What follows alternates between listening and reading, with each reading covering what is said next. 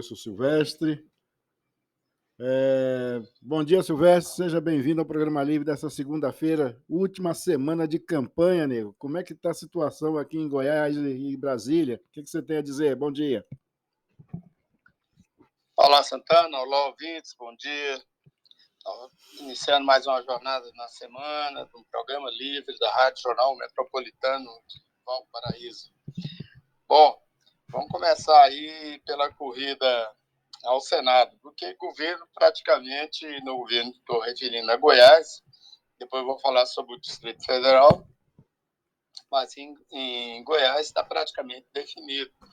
Não há como reverter um processo na última semana, mesmo com o esforço aí dos concorrentes, Vitor Hugo e Gustavo Mendanha, principalmente esses dois que concorrem direto para chegar a forçar um segundo turno, mas tudo indica, se for fiar pelas pesquisas, se for acreditar nas pesquisas, e há uma polêmica muito grande, eu vou falar também sobre isso, em relação à confiabilidade dos institutos de pesquisa.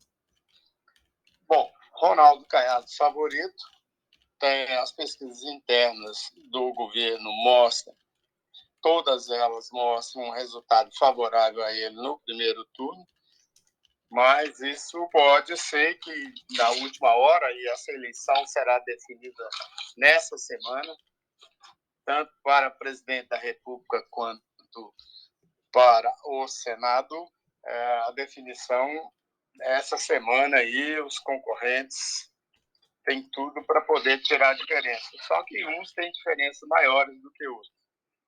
Em relação ao Ronaldo Caiado, o Ronaldo Caiado tem errado menos, o que menos errou, montou uma estratégia, seguiu essa estratégia, conseguiu aí a bandeira branca, inclusive a minha análise hoje na coluna, eu peço desculpas aos leitores que me acompanham. Hoje eu fiz um comentário mais extenso, devido exatamente para explicar que o cidadão, de um modo geral, desde 2014, começou a desviar do foco dos partidos. Hoje não interessa em que partido o candidato se encontra. O que interessa para o eleitor é como a mensagem chega no inconsciente dele e se ele vai ao encontro das suas expectativas. E talvez, por isso, Lula tenha continuado aí a liderar as pesquisas desde o primeiro momento nesse candidato. Por quê? O Jair Bolsonaro praticamente resgatou, conseguiu resgatar Lula, não só no ponto de vista físico, como pessoa, mas também no ponto de vista político. Ao demonizar muito o PT, o Jair Bolsonaro esqueceu de mencionar o principal personagem, que é o Lula, maior do que o PT. Bom, voltando ao Caiado, o Caiado começou em 2018, ele foi eleito em 2014 senador, em oposição, em 2018 eleito governador no primeiro turno, sendo que o Zé Hélio tinha todos os prefeitos praticamente com ele, mas o que aconteceu? Havia um sentimento no inconsciente de massa de mudança. Não foi o partido, porque o partido de Ronaldo Caiado DEM era insignificante em relação aos demais, PSDB, MDB e outros. Mas o capital político pessoal, presta atenção, pessoal de Ronaldo Caiado elegeu ele no primeiro turno. Dito isso, o eleitor está se distanciando da sigla, não importa que sigla o sujeito seja, o que importa é a mensagem que ele transmite para a plateia, principalmente do andar de baixo. Óbvio que tem toda uma estrutura, todo mundo fala, o Caiado foi isso, foi aquilo, não governou com os amigos e etc. Bom, agora, no segundo turno, tudo indica que Caiado será reeleito, ele terá que fazer um governo mais político. Ali o desafio é muito grande. ele vai ter que gastar o capital político pessoal dele nessa reengenharia de montagem do segundo governo e também, caso ele vença, porque as pesquisas apontam aí uma vantagem muito grande, ele vai ganhar com em torno de 55% dos votos válidos. Bom, dito isso, voltemos aí para o cenário do Senado.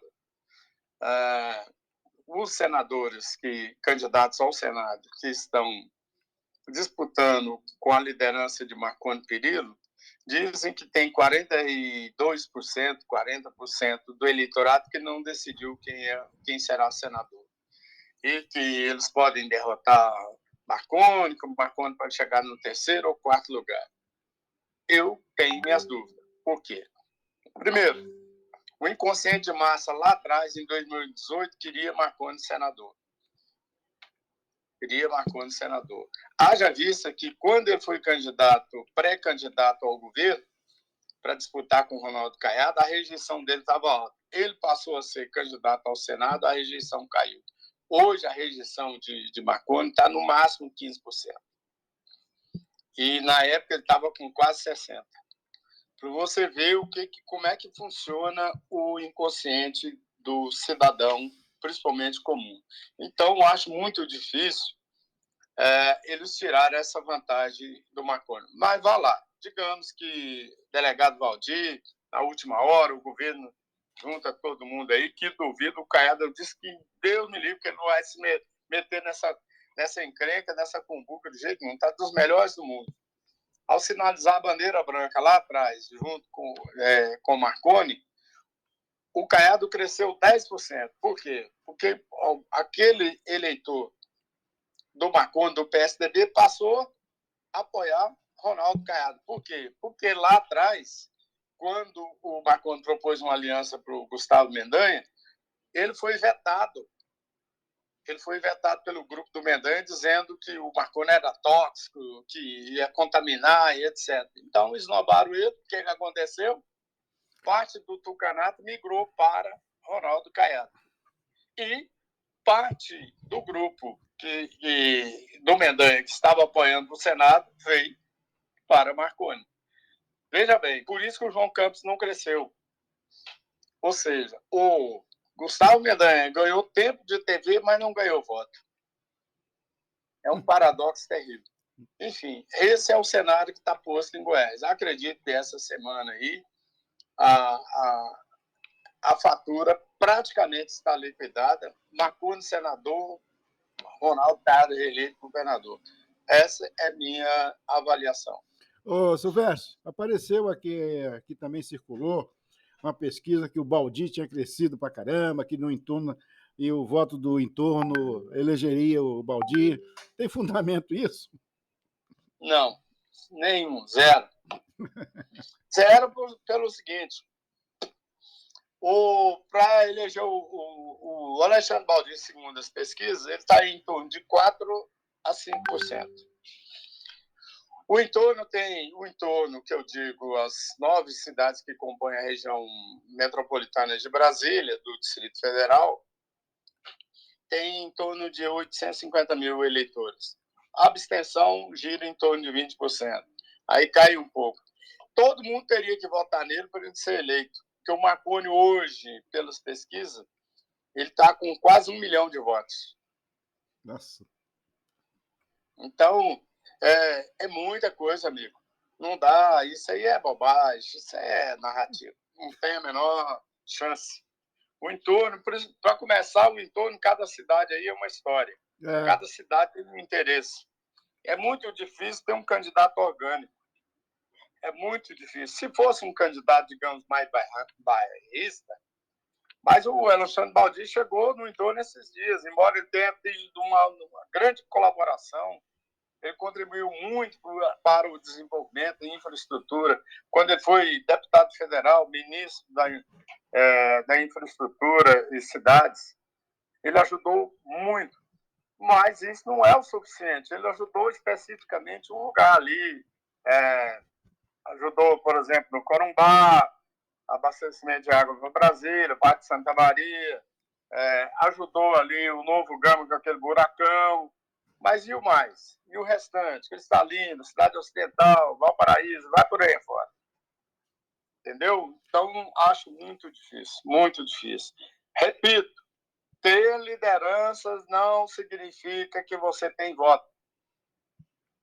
O prefeito pode chegar, dar tapinha nas costas, ou fazer salamex para o cidadão. Não, prefeito, vou votar no seu candidato, gente boa, só pode contar comigo. Na hora ele vota no outro. Bom, deputado federal, tem alguma perspectiva aqui do entorno? Na sua visão, vai emplacar alguém aqui? Olha, tá uma guerra boa aí. Vamos começar pelo Célio Silveira. Célio Silveira tem 2 dentro do MDB. Dentro do MDB tem uma concorrente forte, que é a Marusca, que vai ter voto no estado todinho. Soma-se a isso outros candidatos. Pode ser que o MDB eleja 2. O Célio Silveira e a Marusca. Ou um só dos 2.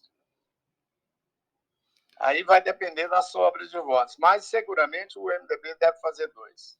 PSDB. O PSDB 2. Se tiver muito, mas muita sorte, uma virada muito grande, faz 3.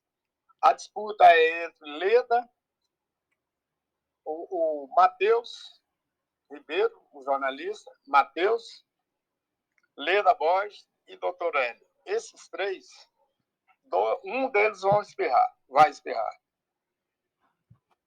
Não dá para avaliar hoje quem. Não dá. E o Wildo lá? O Wildo consegue alguma coisa? Olha, eu vou dizer para os nossos ouvintes o que eu disse para ele. Aliás, amanhã ele é nosso entrevistado. O Wildo Candango, ele precisa ampliar a votação dele fora de Águas Lindas. Primeiro que a máquina está com o Zé Nelto. O doutor Lucas apoia o Zé Nelto. Tem outros candidatos. Tem o PSD, tem o Francisco, que é apoiado pelo Wilson, aquele fenômeno de voto que foi candidato a prefeito, que hoje abandonou o padrinho dele, que é o Túlio Santilo. O Wildo terá uma votação muito grande, vai derrotar o Zé Nelto em Águas Lindas, com uma razão simples. O Zé Nelto tem votos praticamente nessa região norte e nordeste aí, para dar com pau. O Wildo tem muito voto em Águas Lindas, terá muitos votos, porque ele está sendo apoiado por Celeste, Túlio Santilo, gente que transfere voto. A Celeste também é candidata a deputada pelo Republicanos. O Túlio, embora não seja candidato, é um cara que já provou que transfere voto. Ele é um guerreiro, é aguerrido. Está apoiando também o João Campos para o Senado e o Mendanha, mas ele vai ter que arrumar mais votos fora. Se ele conseguir votos fora, ele vai ser eleito. Você tem que lembrar que ele está concorrendo com o Jefferson da Universal, que herdou os votos do João Campos, o Jefferson Rodrigues. O Jefferson Rodrigues será eleito, a Universal está apostando tudo nele, e a Universal fecha os devotos lá dentro, fala, vai votar nesse, e o povo vota. Então, assim, a Universal é muito forte nisso. Então, o republicano deve fazer 2 deputados federais e o Wildo está no pelotão aí, embolado. Não dá para apostar nele.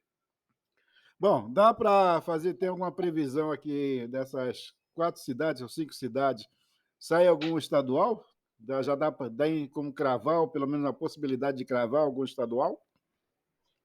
O PSD, embora o Vilmar insista em dizer que vai fazer 3, o PSD deve fazer 2. Os 3 melhores pontuados o Wilde Cambão, o Marcos Menezes, deputado, e esqueci o nome agora do outro. Então, assim, o Wilde Cambão tem chance. Ele tem chance, Mais que o mas... Tormin? Não, mais do que o Tormin, não. Ele conseguiu um capital político dele. E aqueles 20 mil votos que ele teve em Lusiânia da outra vez, ele vai ter no máximo 10 mil. Ele vai ter que arrumar 10 mil fora. E aí, em Valparaíso, que está apoiando ele, Mas está dividido, também, né? Está dividido. Tem Zé Ali, tem um monte de gente. Você vai... Novo Gama ele está bem. As pesquisas mostram que o Carlinhos do Mangão está transferindo voto para ele. Ocidental. Então, assim, Ocidental tem o Alex. O Alex vai tirar muito voto do candidato do prefeito. O Alex é muito bom de campanha. Mesmo com o prefeito da máquina ali, porque não tenha dúvida, o Alex é candidatíssimo a prefeito. Ele perdendo ou ganhando, ele é candidato a prefeito de Cidade Ocidental. Primeiro que não vai ter o Fábio Corrêa não conseguiu formar um grupo consistente. Então, ele não tem como disputar a reeleição. Então, daqui 2 anos, não tenha dúvida. O Alex é candidatíssimo a prefeito e favorito. Não tem outro nome para poder desbancá-lo. Bom, agora a gente sai daqui de Goiás e vamos para Brasília. Ibanez cravou já, lacrou. Ibanez é difícil tomar isso dele, muito difícil. A Damares vai dar muito trabalho, está dando muito trabalho para Flávia Arruda. É uma disputa acirrada, mas a Flávia Arruda vai levar essa, não tenha dúvida. Não tenha dúvida. Tem fundamento. A Damares está praticamente sozinha. Ela está praticamente sozinha. Ela diz que é a senadora do Bolsonaro da Michelle, né? Na propaganda. Pois é, mas a Michelle não é Bolsonaro, né? A Michelle não. A Michelle, qual voto que a Michelle transfere? Ela nunca disputou eleição. É complicado. Ter uma carinha bonita não significa que vai transferir voto. É igual no União Brasil. O União Brasil tem bons candidatos aí. Essa Silvia é um mistério. Ela pode ser a mais votada do União Brasil. Tem União Brasil deve fazer 3 ou 4 deputados. Vê o seguinte, Silvestre, tem algum fundamento que o PO foi impugnado de novo? Eu ouvi falar isso, mas eu não consegui falar com ele. Não tem a menor dúvida que o Ibanez, o Ibanez é o cara que... Olha, por que ele levou... O Ibanez segurou o Arruda até o último momento na justiça, cara. O cara é influente pra caramba. Você imagina o tanto de gente que deve pra ele aí, né? Nesses tribunais. Então, ele no tapetão, ele é imbatível. Então, para tirar o Paulo Otávio da jogada, porque o Paulo Otávio pode, junto com a Leila do vôlei e outros, pode levar a eleição para o segundo turno. Só que, ou no fundo, o Paulo quer eleger o filho dele mesmo, o Henrique, né? Ele quer eleger o filho. Então, porque ele sabe que não vai ter chance contra a máquina e tudo. Mas ele quer se inserir dentro do jogo. Por quê? Se tiver um segundo turno, negocia. Aí, entre Jair Bolsonaro e Lula, ele vai apoiar o Lula. Negocia tudo. Então isso faz parte do jogo político. É um negócio assim, para quem conhece bastidor e analisa, e a gente que vive disso, tem que buscar a informação e ligar as pontas. Não tem como o Paulo Otávio ser o contrário. Vocês têm que lembrar que o Paulo é um empresário. Ele precisa do poder público para poder ampliar seus negócios. E por ser político, mais ainda. Se fosse um cara igual o Wilder Moraes, por exemplo, que não tem um centavo de poder público, O Wilder Moraes, as empresas dele, eles têm um acordo lá, o sócio, de não fazer nenhuma obra para governo, nenhuma, governo nenhum. Isso. Os investimentos que eles têm, inclusive no exterior, em 4 países fora do Brasil, Tudo privado. nenhum tem envolvimento com o governo. É tudo iniciativa privada. Bom, É isso. Bom, mais alguma coisa para hoje, nego? 20 minutos, um abraço. Até amanhã, fui. Amanhã Com o as bênçãos Wildo? de Deus. Amanhã o Wildo mesmo tá. Amanhã o Wildo mesmo tá confirmado? Wilder. Depois eu mando aí o flyer, o card. Beleza, então. Um abraço e até amanhã. Até amanhã. 8h41.